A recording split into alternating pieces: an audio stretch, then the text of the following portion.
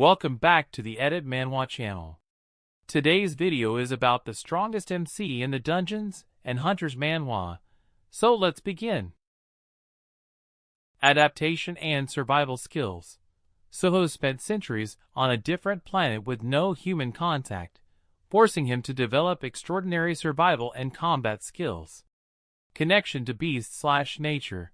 While the exact mechanics are detailed within the series' skill system, his core identity and power set are tied to being a druid, which allows him to interact with and utilize aspects of the natural world and animals. Overpowered, OP, but subtle, he is described as being very powerful, OP, upon his return to Earth, but uses his abilities in a calm, competent, and non-flashy way. System interface. Like many modern Korean fantasy stories, the world he returns to operates on a system with ranking, skills, and UI windows, which likely categorizes his unique abilities. When he returns to Earth, which is now overrun with dungeons and monsters, his acquired skills give him a unique advantage in this new, dangerous society. Welcome back to the Edit Manhwa channel. Today's video is about the power of Oh Kong-woo from the manhwa, the player who returned after 10,000 years.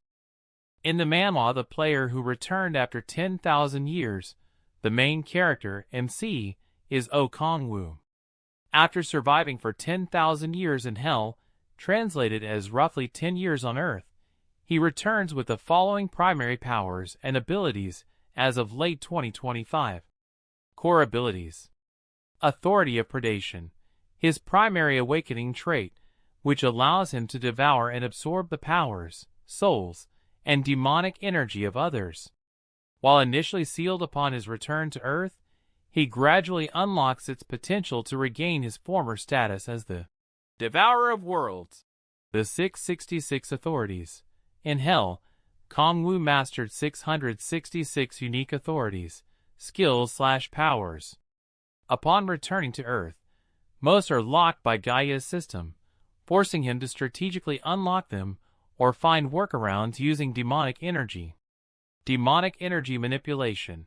Unlike Earth's players who use mana, Kong-woo uses magi, demonic energy.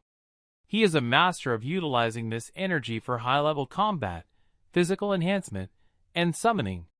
Primordial darkness, endgame powers. Kong-woo eventually becomes one with the two halves of primordial darkness, giving him near-infinite power. Demonic Sea, a source of nigh-infinite demonic energy that can devour entire universes if left unchecked. He gained this by devouring the 10,000 demon core.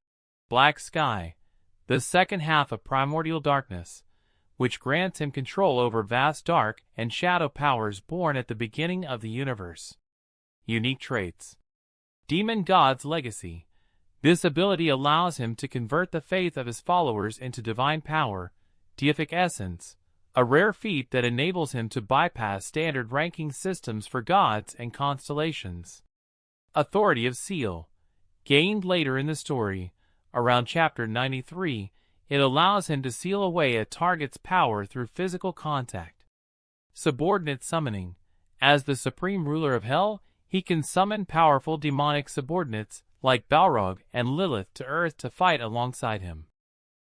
Daesung's power is derived from spending 80 years in Hell, while his physical body on Earth was in a vegetative state for 10 years. During his time in the underworld, he was forced to adapt, overcome challenges, and eventually killed the ruler of Hell. When he returns to Earth, he retains the power and experience gained in Hell, operating with a unique system that gives him quests to recover his strength. He is considered an overpowered, OP, character within the context of his own story, registering as a hunter with an matchless class. Key powers and abilities. While specific abilities are numerous due to his time in Hell, his core power set includes Hell-based abilities, powers acquired from the underworld, including possibly dark magic, soul manipulation, or other infernal abilities. Immense strength and experience. His 80 years of survival and combat in hell gave him vast experience and strength far exceeding those on Earth. System integration.